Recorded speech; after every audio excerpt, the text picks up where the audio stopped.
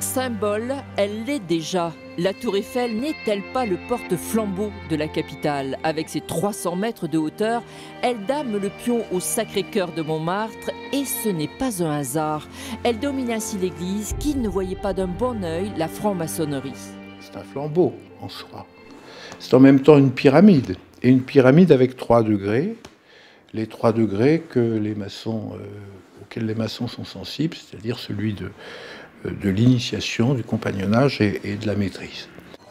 Mais Gustave Eiffel était-il franc-maçon?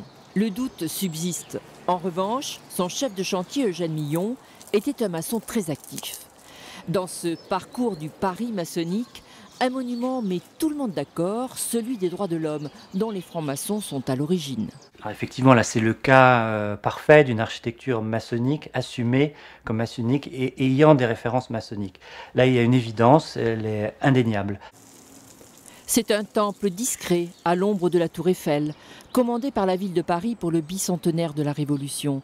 Avec ses 2 colonnes et sa statue de grand initié, il est une véritable planche de symbolisme.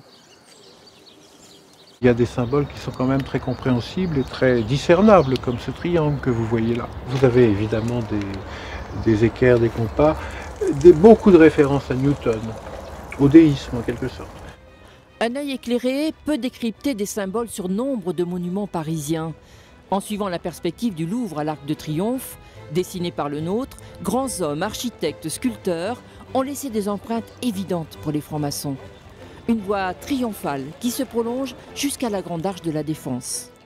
On peut trouver des éléments, des symboles qui sont liés à la franc-maçonnerie dans la Grande Arche, comme on pourrait éventuellement trouver des symboles liés à la chrétienté, par exemple.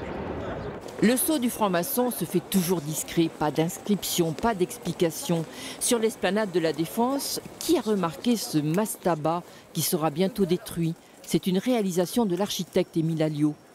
Il y a des architectes qui sont imprégnés de culture maçonnique. On peut imaginer qu'Émile Alliot avait cette culture-là et que volontairement, il a utilisé des symboles maçonniques pour réaliser cet espace, puisqu'ils font référence à un mastaba, qui est une figure classique de l'architecture maçonnique, et un gnomon sous forme pyramidale pour indiquer suivre la course du soleil.